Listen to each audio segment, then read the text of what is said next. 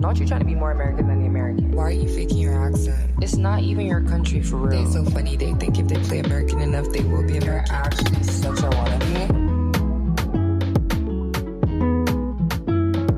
Hi, wannabes, and welcome back to Wannabe Americana, a podcast for outsiders by an outsider. It's your host, Bianim Isibor. I think I probably need to stop singing that, but it just sounds very nice in the ears. So today I'm joined by another guest, you guys. Okay, let me just read her credentials real quick, okay? So she's a Black woman of Nigerian descent, raised in the US, now pursuing her dream of becoming a doctor in the Caribbean, ladies and gentlemen, okay? Her journey is all about resilience and taking up space in competitive spaces that were not necessarily built for people like us. So if you've ever felt like you don't belong in spaces or you have to fight constantly to be seen, this episode is for you. Ladies and gentlemen, welcome the one and only Ada. Period. Hi, girl. Hey, Cookie Girl. How are you? I'm good. Just I'm chilling. doing well, child. Period. Okay. You guys, oh my gosh, let me mention this. You guys, this is audio only. And I want you to use your imagination and just imagine the facial expressions on our faces. Until I'm able to do video, bro, imagine our facial expressions and just bear with me till I'm able to do all this, okay? Thank you. Now, where were we, girl? Okay, I want to ask you one question because this question is the question that my mother continuously asks me on why I did not follow in her footsteps. Oh, God. And this question is, did you always know you wanted to pursue medicine, girl? Yes, I did. I hate to sound like that Really? typical aspirant, but yes. Since I was like a kid, honestly, my mom always used to say that I would play doctor, try and take care of people and stuff like that. I love that. And then I've just always been interested in science and all that stuff. So yeah, it didn't just come to be. I've always known. So yeah. It was never for me. But you know Girl, what? it's fine. It's not for everybody. I tell people, honestly, if I didn't want to do this, I promise I'd be doing something. Because it's hell. Doing all this is hell. It's not for the faint of heart. It's really not. It's really not. It's really not. Okay, coming from someone from a minority background, were there specific pressures or expectations about what success should look like for you? Yeah, I think for starters, success was supposed to, it's a perfect type of pathway, especially in this profession. You're not really, it's almost taboo to make mistakes or taboo to fail. And I think that's why I create so much content transparently around my journey and all of the failures I went through and even my successes, because I feel like a lot of the time, people do not share exactly what it takes to become a doctor. And even more so, people are afraid to share their failures for whatever reason. I've always been a pretty transparent person. So I've never been afraid to share my failures. But what I noticed was that when I did start sharing my failures, I would get a percentage of audience, who really appreciated my honesty and my transparency. And then I would also get another demographic of audience who was just yeah, that's why you're not meant to be a doctor. That's why you're in the Caribbean. You're going to be a shit doctor, this, that, and the third, blase, blase.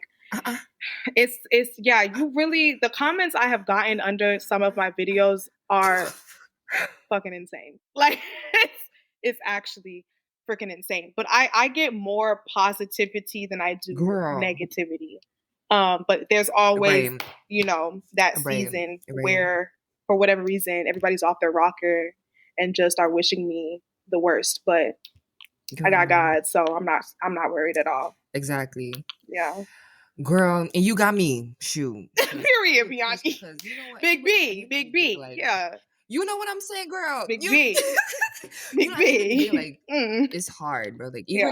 Even me, because I did computer networks and I never grew up thinking I wanted to be a computer I did not care about that thing. I was in it for the money the whole time. Yeah. And I know how much I struggled and like, you know, failed in classes. I just felt like I was never meant to be here. Girl, like I would go to class after the weekend and I'd be like, you know, just trying to form conversation. Like, what did you do this weekend? And, you know, people would be like, I built a server. I built like 4 servers. I'm starting this new application. And I'm like, they'd be like, what did you do? I'd be like, you know, I went to like 6 parties. Yeah. And that's when I knew it wasn't for me. But like, you know, just being in that space is just like, being in a competitive career is just insane. It's really hard, especially like not only just as a Black or person of like African descent, but also as a woman on top. It's like a double homicide. Hell yeah. Because I think people look at me and they're like, I could never imagine her being a doctor because I'm a very girly girl. Like I love looking cute. I love dressing up. When I was in Lagos with you, girl, you see I like to party. Like I like doing my makeup and all the time. Like I almost look too unserious to want to pursue such a serious path. That's exactly why I had to leave my career. Because I cannot be around people who'd be like, I did this and I come out saying, yeah, no, like all of those people that like to kill themselves, like I promise you, and I have come across people that they want to kill themselves because they're in this medicine path. Let me tell y'all something. Please. I am someone, I believe I do not have to look like what I'm going through. Some people are even confused. Why does she always like wear makeup? Why does she always, it's like, well, bitch, why don't you? Like, sorry, you don't, you know, like if you want to look like that, that's fine. But I choose to look like how I look and that's okay. So yeah, I think it's really like a double whammy when it comes to being an African person of African descent and then also being a woman in spaces that are very competitive. Because we have to work like 4 times, 6 times, 8 times as hard than a lot of our counterparts just to prove that we're worth being in the spaces that we're in. So yeah. And like coming from that perspective, do you ever feel like when you were hopping on this journey, because I feel like medicine is not something you take lightly. Like you have to put in time, you know, you're putting in time and everything. Did you ever feel overwhelmed by like just like everything you had to go through? Like, you know, when you get into this space and you meet people who are like, maybe I'm not like, see, I'm coming from I don't know everything perspective, okay? But I know when to quit, you know, but like in your case, and I knew when to quit because like it was not my passion or my drive or anything like that. But like for someone like you who's always known that like this is the path you wanted to take, did you ever feel overwhelmed during this whole process? Or during this journey? For sure. I think I've been overwhelmed to a point. Sometimes I'm just like, bro, like why did I even choose something like this in the first place? Like it's because it's a very like mentally, physically, emotionally taxing process. Like it's almost like you're being hazed into some sort of society because at every which way, like you're just being tested. Like your time management skills is being tested. Your workload is being tested. Like mentally being away from your friends and family, missing really exciting events or missing very, you know, important events in people's lives. I know when I was doing my master's, because I had to get a master's before I started medical school in order to like get my GPA higher. Like I was clinically depressed. Like I just kind of fell off the face of the planet. I wasn't really talking to anybody because I was going through a lot of personal things. But at the same breath, I just felt so lost because I was still trying so hard to get into school in the US and I just felt like nothing was working. And I felt like I was letting my family down, but I was also letting myself down. And it took a hit to me. Cause when it comes to school, like I've never been the type of person who like significantly struggled, especially like entering school. It was always like a yes. So when you're in a position where like you're just being told, no, you're not good enough. You need this score. Your score's not good enough. Your GPA is not good enough. This isn't good enough. Nothing's good enough, good enough. You're just like, oh, shit, like what else can I freaking do? I'm doing everything that I can. So and when I started to learn more about like the medical school system in the US, I started to realize that it's actually not even a me problem, it's a system problem. And you're fighting against the system. You're not necessarily fighting against an admissions board, because the truth of the matter is, like, the US medical system has never been built in and had minorities in thought. It was always having white people, a white male at that, in their thought process, whether that's in the capacity of, a hospital board, whether that's in the capacity of, an actual physician, or whatever the case may be. Like, Black women and Black people, or people of minority descent, have never been at the forefront of thought when it comes to putting these systems in place. So there are people who struggle getting into medical school because of socioeconomic standards. They don't even have the resources in order to even apply or get like test prep help or whatever, to get help them like know how to take the exams or whatever the case may be. Scholarships sometimes, and it's just, I just ended up realizing, like, I'm fighting against the system, not the people that I'm like applying to the schools for, but the schools are also built on that system. So once I realized that, and then I just, obviously went to therapy, I got my mind right. And, I just kind of fought through it. And I every step I've always known, like, regardless, like, this is what I want to do. And this is something that I have like a personal passion for. So come hell or high water, like, I'm gonna get it done. You're gonna make it through. Yeah. Period. So, in your case, you pushed through it by going to therapy. Is there any other way that you were able to push through it? Friends, like talking to friends. I had two friends that knew, exactly like what I was going through at the time. So talking to them and having them as like an outlet definitely helped. And I think they were very, very understanding during that time. There would be times where they would call me and I wouldn't answer, and they just knew, like, okay, like she's just having, like, one of them moments or whatever. And what they would do, they would just text me and be like, can you just let us know, like, you're okay? And I'll just let them know I'm okay, but I just don't want to talk. And so things like that, like having good friends around you who really do stick around for thick and thin is very, very, very important, especially like in very competitive spaces, because mentally, like, you will become very exhausted and tired and all of that. And even in med school, like, my mom has been very understanding, and she'll always ask me, like, how are you emotionally, mentally, physically? Are you eating? Are you this? Are you, all them type of things. So just having friends and family who are really understanding of what you're going through is very, very helpful and very important. A couple of people listening who might feel like they don't have a blueprint to follow because no one before them has taken this path. Did you ever feel like you were figuring out on your own? And like, what advice would you give to those people who have never had somebody who was a doctor or anything in their family, or an engineer or anything like that? For sure. I think that being a first gen is really difficult because you are literally the guinea pig of your family. And for me, I do have doctors in my family, which I actually just learned in Nigeria. Like, I would be the second doctor. I know I knew there was a doctor, but I didn't know, like, it was literally just it was only just him. So, but he went to school in Russia, and this is an uncle. So he much older than me. But then I would be the second one in my family. So it's really just only just, me and him. But in the US, like,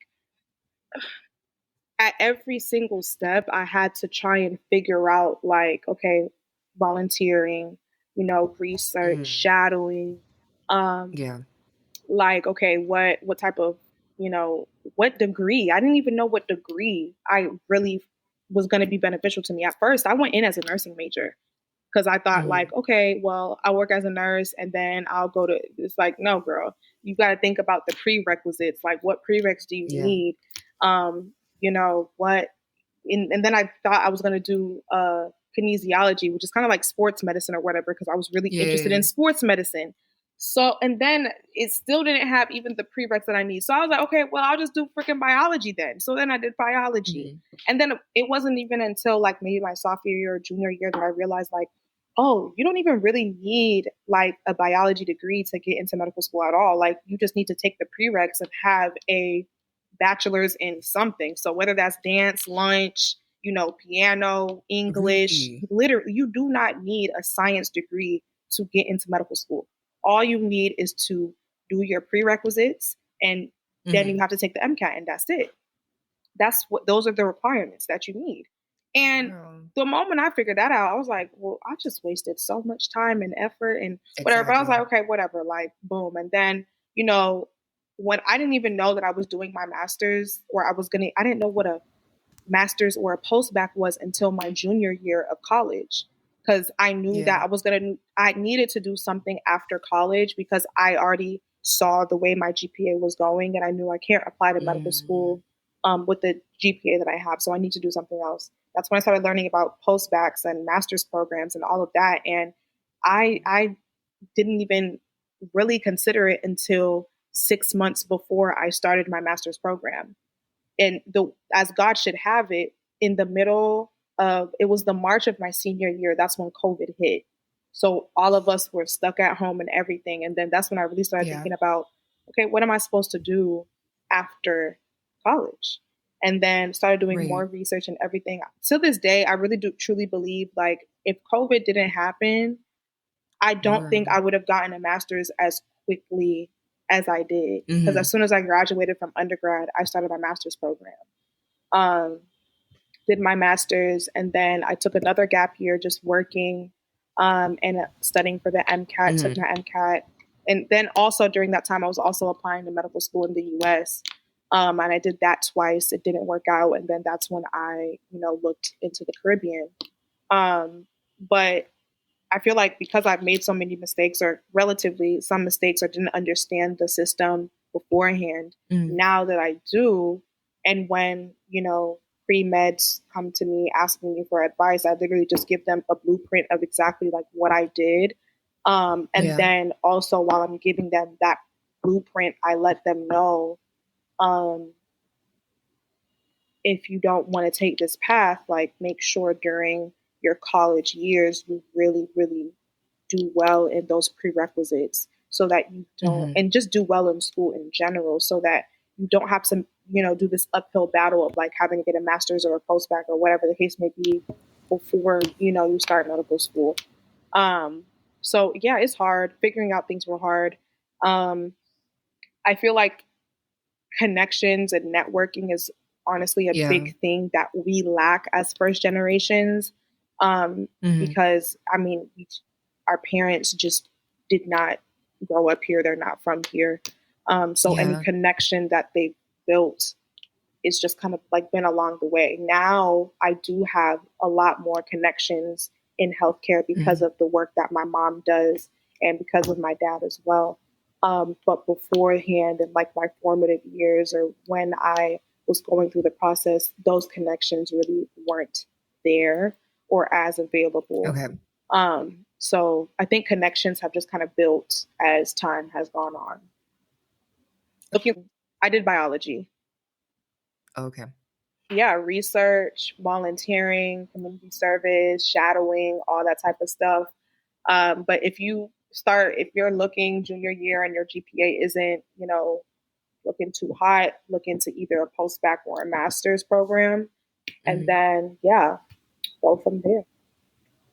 Perm. Okay. And I feel like this also goes for like other competitive like spaces as well, not just the medical space. Yeah, like every competitive space, like where you would have to go to a professional school, all of the requirements can be pretty different. So what what a pharmacy student might need is not what I would need. What a physician assistant might need, I might not need, and vice versa. Yeah. So every professional program is different in which the requirements. So it's just a matter of going to like the national websites of each of these types of programs and figuring out exactly what it is you need. Okay. Thank you for that. You speak a lot about taking up space in your medical career and taking up space in the medical space in general. What does taking up space mean to you personally? That's a good question. Hold on. Okay, hold on, Oprah. But I think taking up space means a lot of different things for me. I think number one is being unapologetically myself in any capacity. Yeah. I think that it means not being afraid to like stand out regardless of all of the odds that are against you. And I think it just means like for me, just I don't know. I think it's just making myself of not in the sense like known, but making my presence felt, I think is the biggest thing. Yes. Making sure like somebody knows I'm here and I'm here to stay. I don't have to be the loudest. I don't have to be the class clown. I don't need to, do the most for my presence to be felt. And I think that that's one of the major things for me, just making my presence be felt in rooms where other people might feel intimidated or uncomfortable or might even be questioning, oh, like, why is she here or whatever? Right. Because they might feel I'm not worthy of being here for whatever reason. I didn't earn my spot here or whatever the case may be. So I think it's more so about making my presence and my aura being felt in the rooms that I'm in. No, and I love that you said that because like in college, like I would have people tell me like, oh my gosh, like because when I say I was unserious, I just didn't come off the way a typical computer engineer should come off. Or, like, yeah, same. But then they'd be like, oh, you don't know this, or they would write you off and stuff like that. And it got to a point where it started to like affect me mentally. That I had to like pull the guy up. Like I did it very respectfully. I was like, bro, like I know that you're the smartest person in this room, right? I get it, bro. Like I'm not arguing with you. I'm not competing for the space with you. But I do ask that you just show me a little bit of respect. Because at the end of the day, we're both in here together. If you were so smart, you wouldn't be here. You would probably be the doctor you're meant to be. Yeah, for You'd be the computer engineer. You would not be in class with me. Yeah. So let everybody just be humble. You know what I'm saying? Yeah. And I feel like, especially minority cultures or like minority communities, as well as like African communities, Nigerian communities especially, because those are people I know, and I've come to realize that they're very timid and shy, and they have to like, I mean, we've been raised to like make ourselves small to reduce ourselves. Yeah. Yes, and it hurts my heart because like some of these people reducing themselves, they are literally, bro, like if you hear them talking, you will be questioning the English that you've been learning for the past couple of years. You know what I'm saying? And it's like, anyone who's listening to this, bro, if you ever feel like you have to make yourself feel small, you shouldn't. Exactly. And half the time, the people who are trying to make you feel small are insecure about themselves. That's why they're talking. Let me tell you, bro. Medical school is probably one of the most humbling experiences somebody can ever freaking go through. Everybody here is smart. Everybody. You know what I'm saying? Everybody here is smart. So your smartness, it cannot outsmart my smart. Okay. And something that's here that happens very frequently is people who fail semesters and have to repeat a semester. There were two instances where I failed a semester, but I failed 2 semesters and I had to take a remedial exam. And if you pass that exam, then like you move on to the next semester. And both times I passed and moved on. So there have been instances here where even the smartest people are put in a situation where they have failed the semester and they have to take this exam, and they still end up failing the exam and have to repeat the semester. And it's like, you will still like this exam, like this experience is so humbling. And I tell people all the time, like, do not ever think that it cannot happen to you, because it can. Yeah. To the smartest, to the dumbest, I have never been one to reduce myself. Like when we have small groups and stuff like that, If I say I don't know, I don't know. And it doesn't mean because I'm dumb. It doesn't mean I'm stupid. I just don't know. And I haven't studied. Most times I haven't studied it. I just have not studied it. And that's why I don't know it.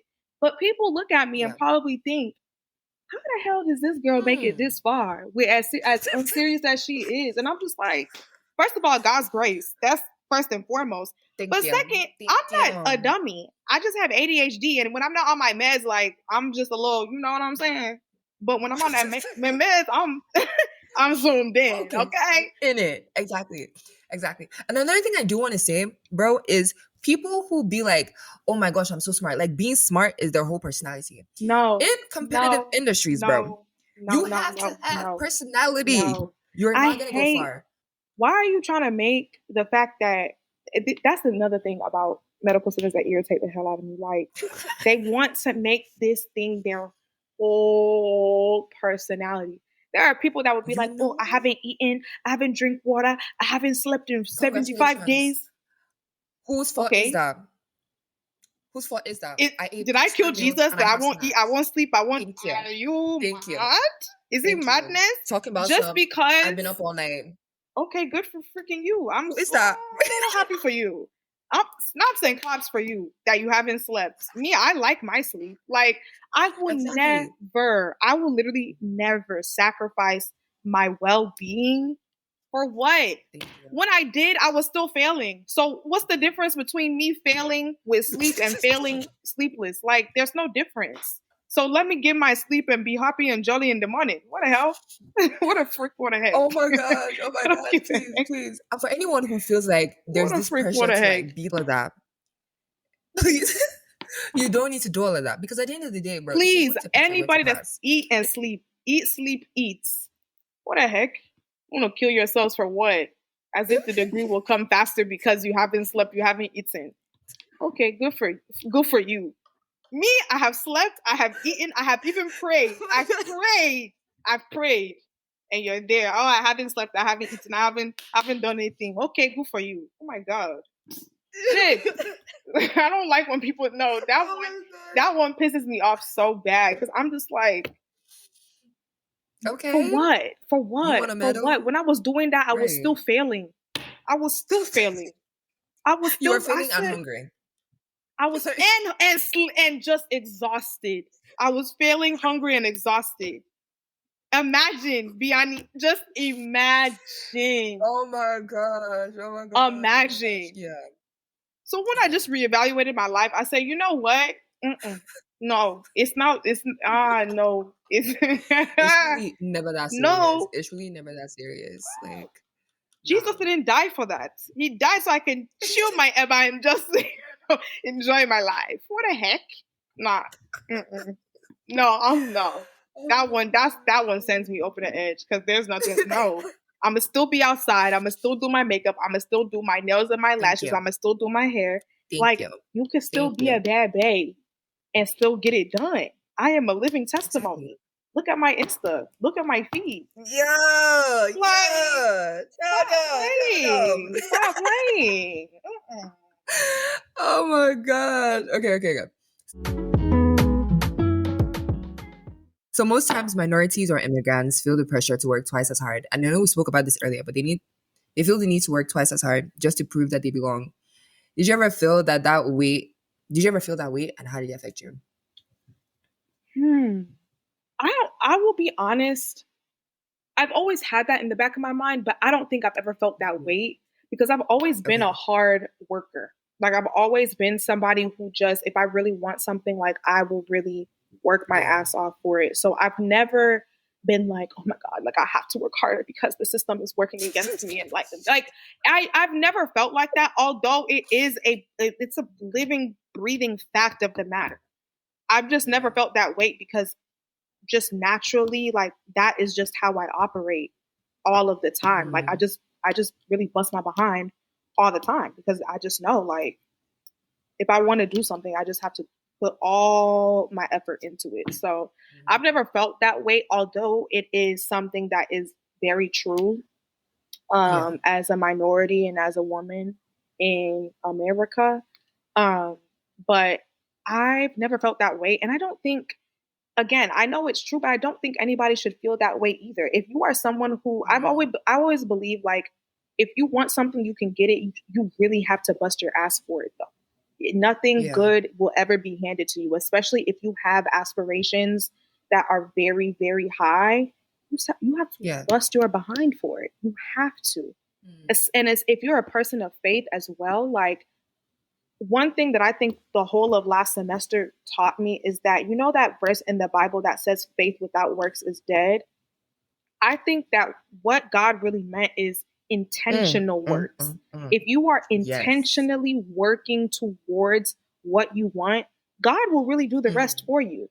He really, and I saw it so many times for myself last semester, and even in my life in general. Like, if I do everything, and God knows, like, if I'm working, if I'm really working, I will deprive myself. I will go hard for it. So I feel like God needs to see the heart of a worker in order to fulfill that verse in the Bible for you on your behalf. But if you're just someone who thinks like you're just going to wake up and magically the goals on your goal list is just going to be crossed off, like I just know you have to intentionally work, like, actionable steps towards what you want to achieve, and God will do the rest for you. Honestly, I will never take credit for how far I've gotten in medical school. I always tell people all the time, it's God, it's not me. Yes, I study, yes, I do this, yes, I do that, but at the end of the day, it is God that is doing the rest for me, because there are times I will look at the book, I say, I don't know this. I'm sorry. You cannot. I don't know this. And I tell you, before I came to Nigeria, Bianim, that exam, I swear to God, I failed that thing. I said, God, if I fail this thing, that's okay. That's fine. It's okay. I'm tired. I'm exhausted. I keep reading the same thing. It's not entering the head. It's not. No, I'm sorry. Let me take this thing and catch my flights, please. And I do. And I said, God, I'm going to try, but and as God should have it, I passed the exam. I'm telling you guys, listen, God will work for you. You just have to work. You have to work with God. It's a partnership. It's a partnership. Yeah. God is a God of wonder. Mommy. He is a God of wonder, but he's not stupid. You need to walk with him. Don't try and do sweet talk to God. God don't like that thing. Don't try and sweet talk him and say those things. No, work with him so that he will work with you. That's it. Glory to God. Glory. Yeah. Honor to Mary. I'm gonna use that. Glory to God, honor to Mary. I like that. Yeah. I like that. Oh my gosh. Okay, so sometimes it feels like you don't have the luxury of failure or even time to figure out things because so much is expected of you, or you expect so much from yourself. How did you cope with this feeling? Oh no, I make time to cope with failure. The only reason why I do is because I say that because you don't have time. You don't have time in medical school to just fail and not figure out why you failed, because you're just gonna keep failing. Yeah. So although it really is a very, like, fast-paced type of environment, I make time to deal with my failure, whether that looks like me sitting down and having a meeting with myself and trying to figure out where I went wrong and stuff like that, whether that's me crying. If I got to cry it out, I'll cry it out. The first year of medical school, I was crying almost every day. Almost every day, I was just crying. I was like, I don't know what I'm doing. Like, oh my God. Oh my God. Yeah. So you have to make time, because that saying, oh, she's so strong. I am not strong. Not strong. I'm not. I am a flower. I'm not a boulder. Oh my God. I am a flower. I'm not a boulder. Never come to me and tell me, oh my God, you're so strong. You just shift here. I'm a pretty flower. I'm so pretty. I'm so cutie. I'm so fresh. I'm not a boulder. I don't believe in that. Oh, you need to suppress your emotions. You need to, move fast and quick. No, because all that does, it just builds bitter, harsh, mean-spirited individuals. And at some point, you are going to break and you will spaz out at the wrong time, at the wrong person. You might even spaz out on yourself. Like, it's not a good thing. So deal with your failure, deal with your emotions at that, so that you can process it, release it, and move forward. But don't come and create some strong black man, black woman. I'm not strong. I'm a flower. Bro, like, girl, stop. I'm a flower. I'm a flower. I will wither away at the slightest inconvenience. I will wither. I'm not even kidding. So no, I don't believe in those things, unfortunately. No, G. Like when I was in college, like I used to cry every single third year, bro. I was crying every day nonstop. Yeah. And I went to the bathroom one day and I called my parents. I was like, bro, I'm done. Like, please pay my ticket. I want to come back home. And then my dad was like, no, Biani, this is not the time to cry. They can't see you cry. I'm like, God forbid. I'm no more. Let them see me. Everybody should see me cry. Let them know I'm struggling, bro. I will cry. Because I used to do that. Oh, I'm strong. Very hard.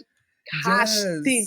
No. One day I said, I'm not doing that again. I will cry. Yeah. I will so cry. And I use my femininity. Like it's so freeing. Yeah, girl. I use my femininity to my advantage. Any small thing. Can you help me, please? Like, yeah. No. Oh my gosh. I don't believe in those things. Because I had to just I stopped saying, I was like, bro, I'm done being strong. I didn't ask to be on the God's Strongest Soldiers list. I'm gonna cry away. I'm gonna come out stronger. At all. But I need to let it out. Because you'll be fighting school warfare, you'll be fighting spiritual warfare, you'll be fighting physical warfare. How many warfares am I gonna? Well, I'm a bolder. Let me when it comes to spiritual warfare, yes, I'm a bold out there. Yes, I'm a bold. Yes. I'm very strong there. But yeah, me too. Anything else? I'm a flower. It's like I'm a I'm a flower. Like no, I can't. I'm sorry. No, I'm weak.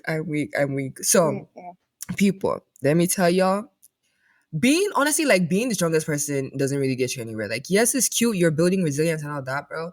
But at the end of the day, I hope you have someone you could go home and cry to. Yeah. Even if it's your teddy bear. You can be resilient and you can still you still don't have to be strong. Like, I'm resilient for sure. But I am not strong. So you don't and I think that people get resilience and being strong counter, they mix it up, they intertwine it. You can still be very resilient, but you don't have to be the stronger soldier. Like, you don't have to be strong at all. It's okay. So take that. Yeah. As someone from a background where representation is often lacking, did you ever feel out of place in your field or environment? And how did you remind yourself that you deserve to be there?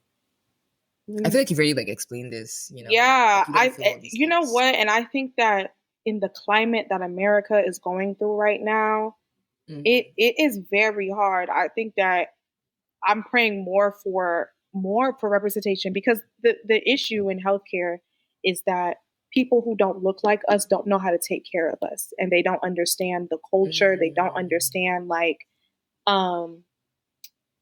they just don't understand us. Like, I feel like I know for sure if there's a Black patient or even a minority patient at that, whether that's Indian, Asian, or whatever the case may be, and it's a difference between maybe a white doctor and the Black doctor being me.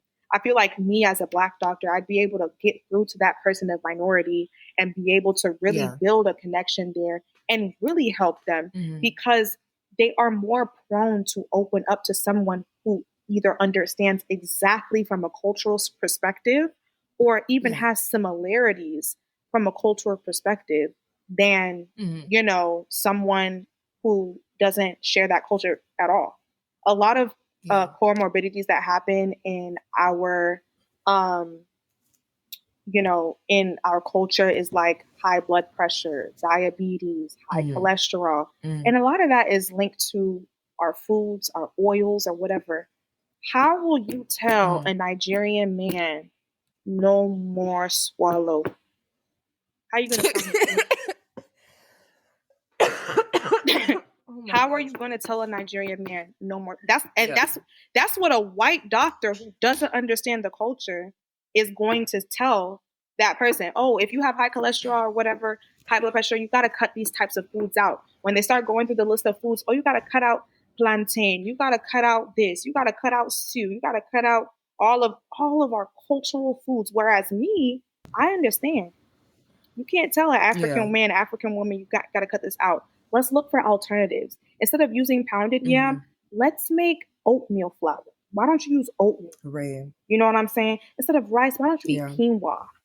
Or substitute it with lentil or beans or whatever. Instead of fried plantain, if you really want sweet whatever, why don't you air fry it instead of deep frying it?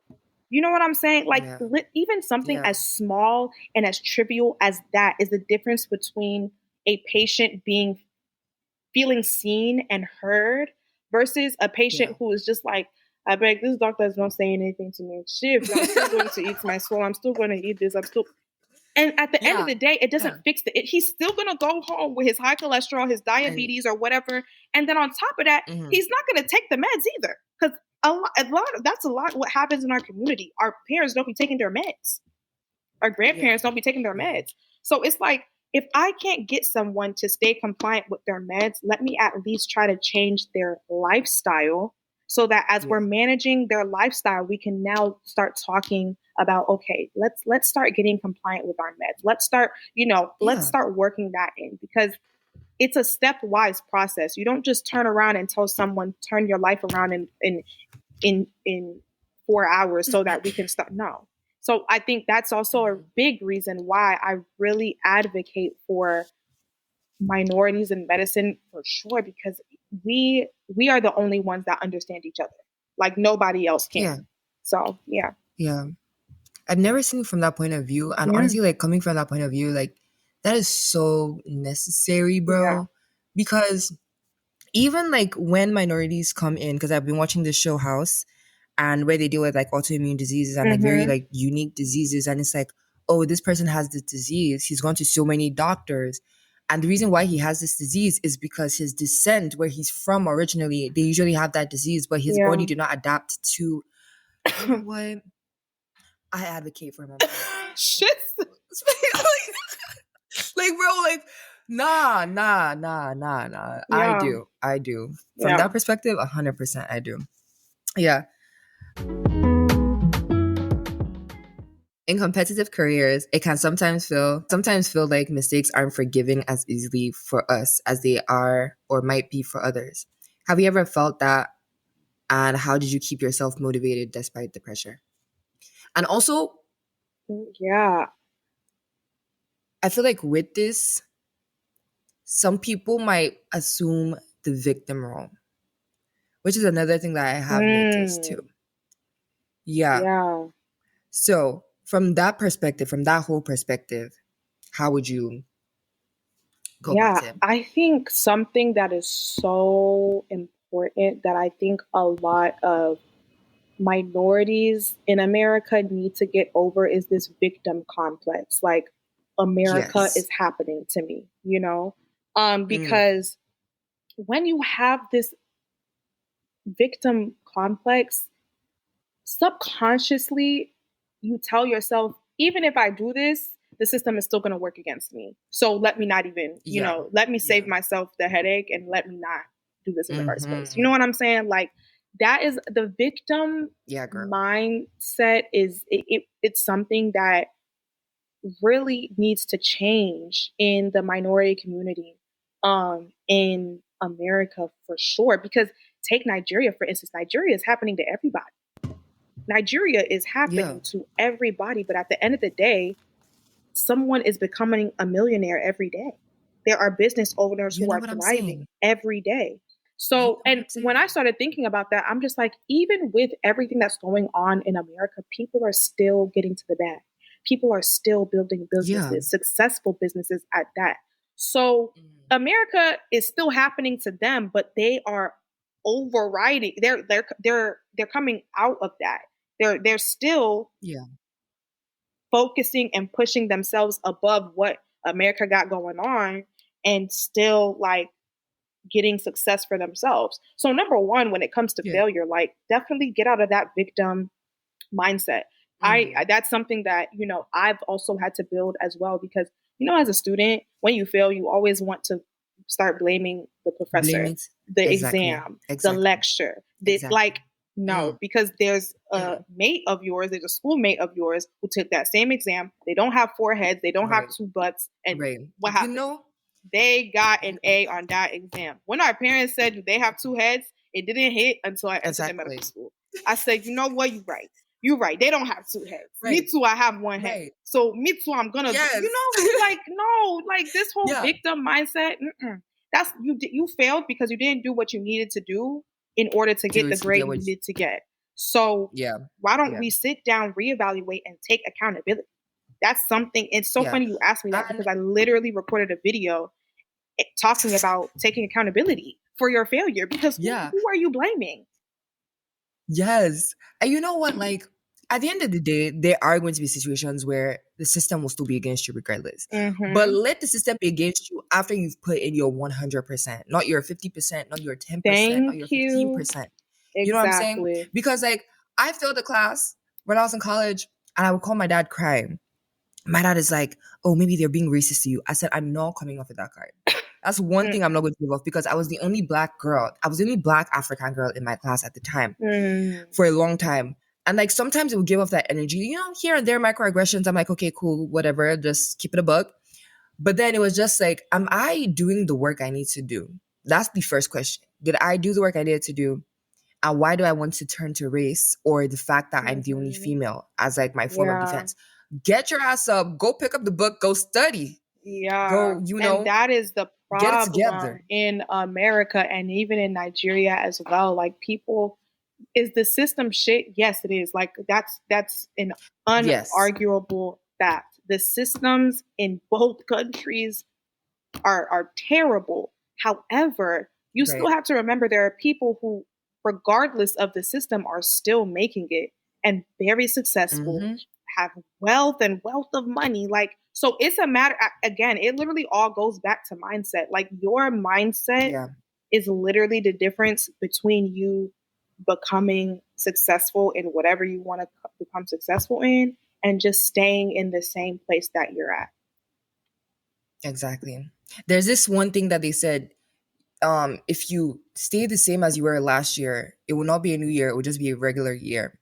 And from this perspective, like, do what you need to do. Like, there's no, oh, it's because I'm black. Baby, congratulations, you're black. Do you know how many millionaires are black? Do you know how many millionaires? And you can't do nothing about you being black. So next. Exactly. Yeah.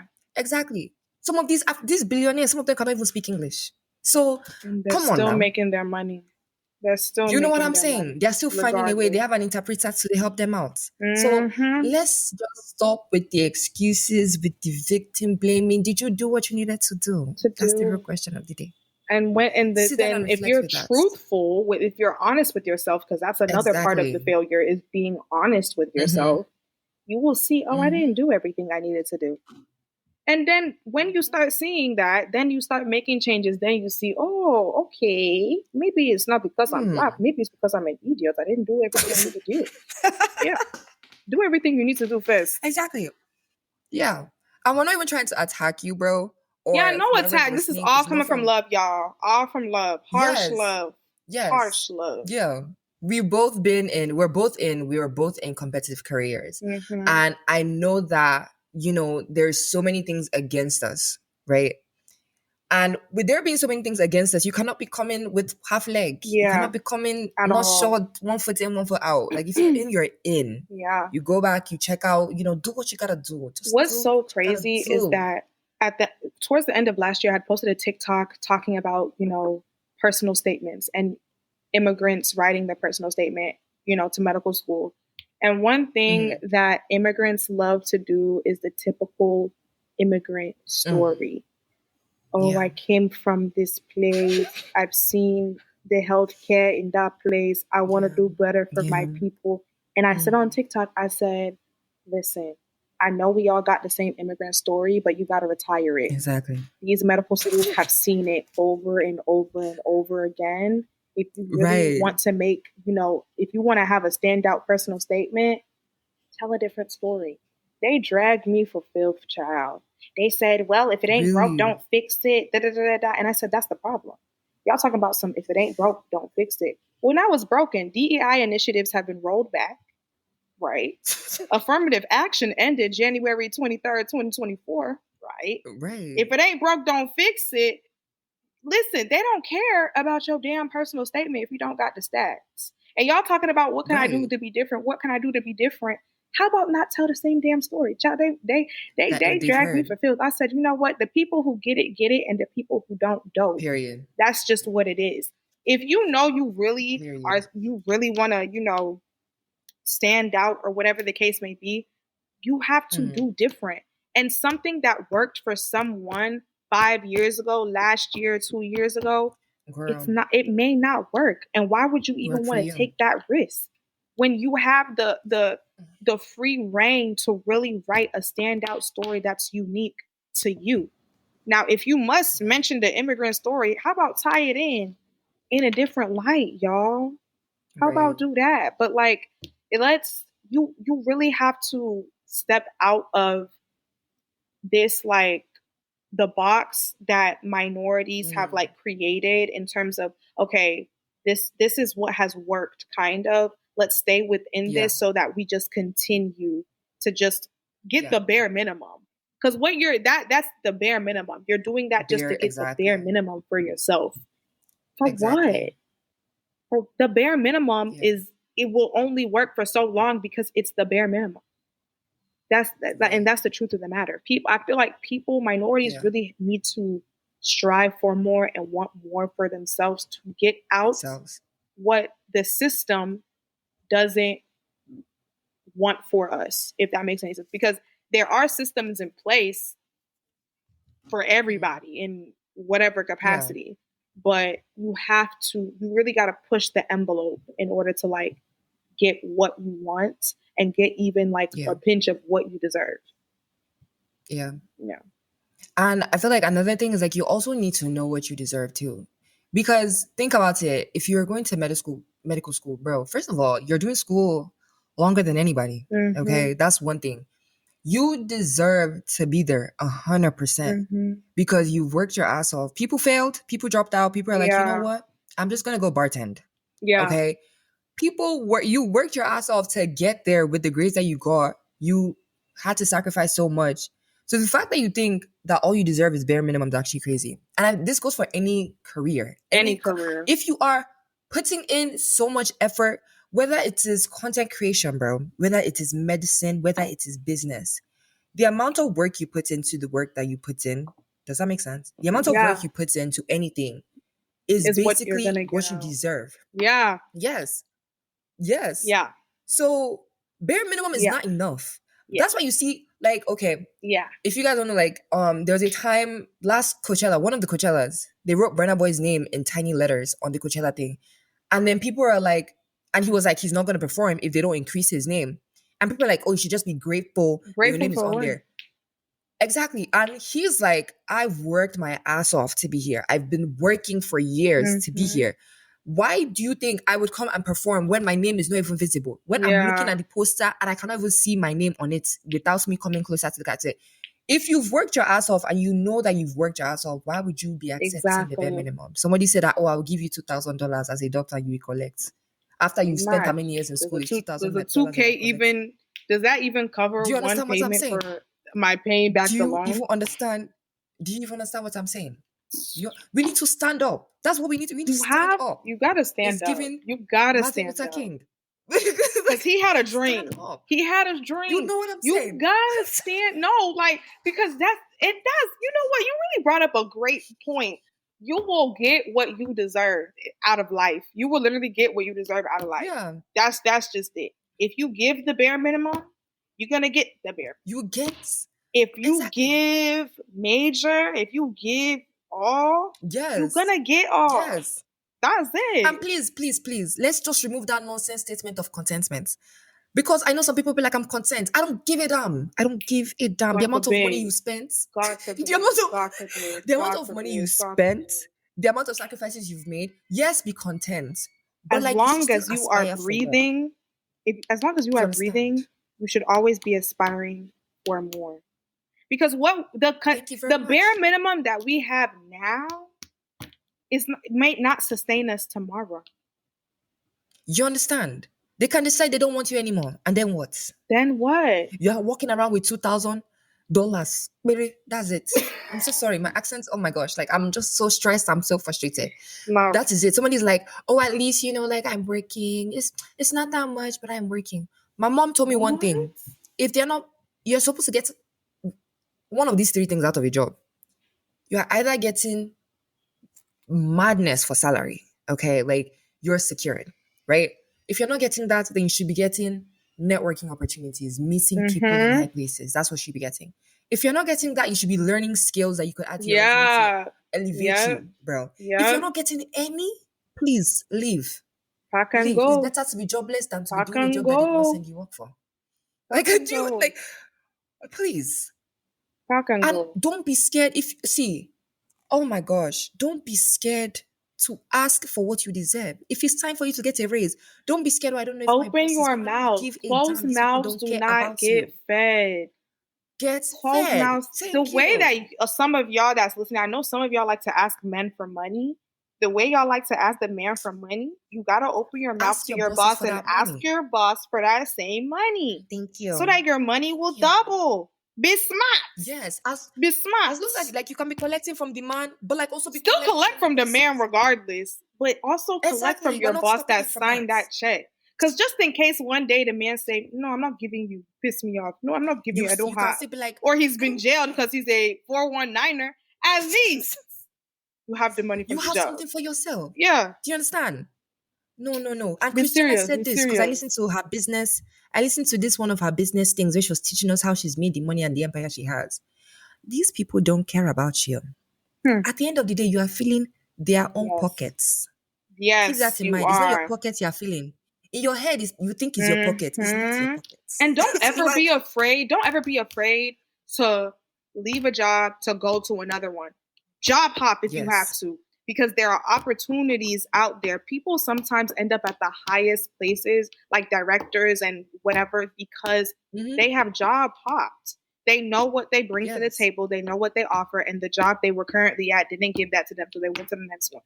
Thank you. You are the asset. If there's nobody to work the jobs, the show will end. The business will crush. It will go down to hell because nobody is there to work the job.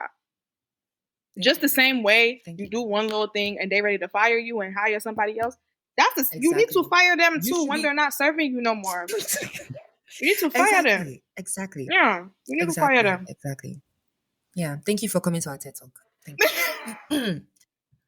Bro, I just had to get that out because like I've just heard so many stories. It's like, bro, like babes, like you have so much talent, you've done so many certifications, and you're telling me that they're still not trying to raise your salary. You're struggling, eating hand to mouth. Like, please. And people think I'm unserious, but it is what it is. Me, I know my worth. Let all of us learn our worth together. Thank you. Okay, let's wrap this up. So, for someone who feels like they're always being underestimated or overlooked, what's your advice for staying confident and taking up that space? Be confident in yourself. You need to believe in yourself and be confident for yourself. Don't ever, if you're doing something for eye service, that's a problem. Anything that you're doing, you need to do for you and you only. If someone notices what you're doing and they applaud you, clap for you, or whatever the case may be, okay, that's a bonus. But everything and anything that you do in your life should be for you. You should work on your confidence. You should work on what validates you and gratifies you. Don't seek outside gratification or validation or social media validation or whatever the case may be, because the truth of the matter is what you see from some people is not what you're actually getting. Like, they are living double lives.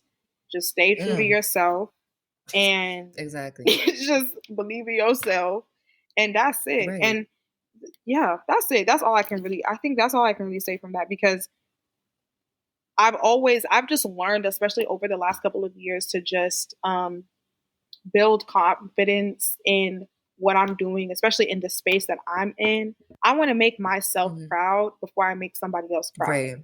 So that's what's important to me. If I feel fulfilled, if I feel happy, if I feel proud, then I've done my job, and that's it. Whoever else might also be proud, that's cool. I appreciate you. Thank God. But I'm doing this for me, not for you. So Yeah. Yeah. Oh, last, like tying into that, how are you able to balance, like, doing your best and pushing your best foot forward, but still also maintaining your inner peace and your mental health? Prayer. No, like Prayer. I kid you not. I am one thing about me. I will listen to Jerry as a prayer in the morning. I will cast and bind and all that in the morning. I will listen to Apostle Joshua Selman when I get. I'm telling you, my peace really just comes from my relationship with God. I think that is what honestly has gotten me through most of all of medical school. That's it. And then obviously, like, support from friends and family and all of that. And then also finding like avenues like to release, whether that's like Instagram, TikTok, watching YouTube, making YouTube videos, and whatever, like having a creative outlet outside of school or outside of what I'm doing is very important. Yeah. I highly recommend that too, because like it was in school that I started doing like my TikToks as well. Not necessarily for anyone to watch until I found out I could make money from it. Yeah. But like just to like have something outside of school that I was doing, because bro, the breakdowns, it's normal breakdowns. They were breakdowns where I was thinking about my life, my life choices. Wanted to so just want to just like you know what I'm saying. Yeah. It was that, like for me, it was that and going to the gym. Like when I was having a hard day, bro, I'd be in the gym 3 times that day.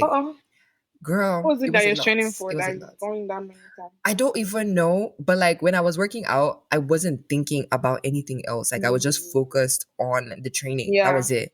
Nothing else mattered at the time. And then when I got back, I was exhausted, so I went to sleep. Yeah. So there was no time to even be thinking about, oh, this happened, or so that was like my own version of like finding my inner peace. And I say yoga and meditation. And girl, that's the hardest thing I've ever done in my life, because you're trying to calm a mind that is just going scattered. zoom, zoom.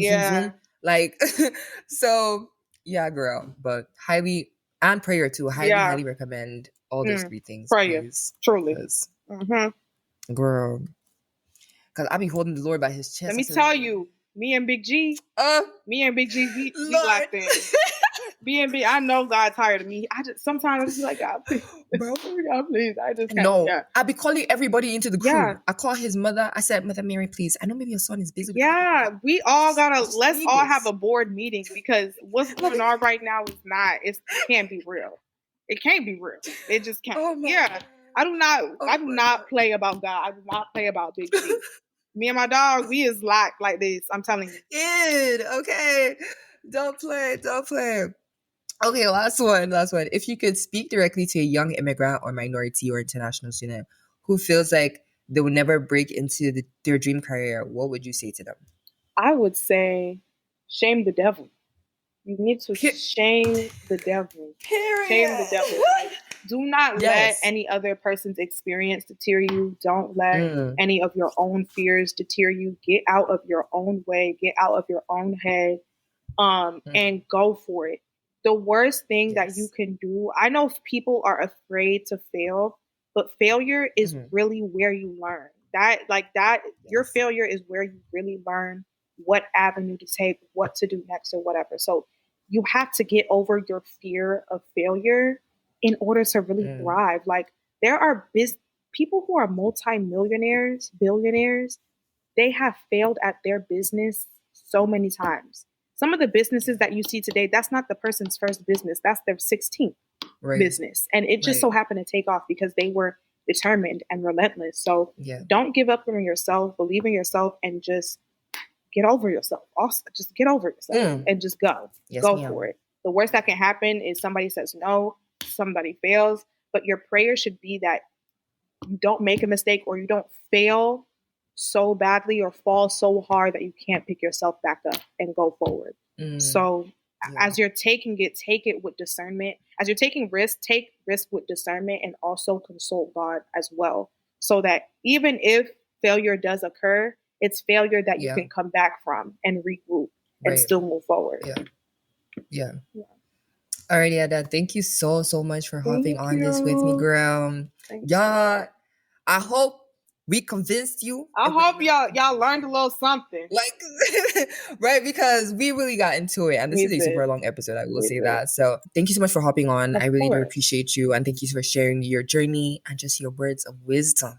Okay, girl. Thank you. Love you, girl. Alrighty, wannabes. I know we said a lot. Oh my gosh. Like, even just like editing this episode, listening to this episode, like I know there's so much information, and I really, really do hope that you guys took one thing. If it's only one thing that you guys took from this episode, please let me know in the comments what is one thing that stuck with you throughout this episode. Let us know in the comments. And I do hope that you share this with someone who also needs to hear this. And be you, do you, be you. You deserve to be wherever you are at. You deserve to be there because you've worked your ass off to be there.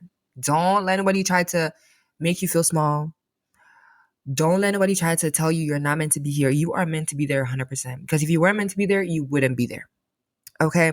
So, I love y'all. If you want to share your story, if you ever want to share your story, if you ever want to just like have your story put out there, please, please, please reach out to me on IG. I want to be Americana. I love you guys. I'm rooting for you guys always. Okay? And I'll talk to you guys soon. Love you, wannabes. Bye.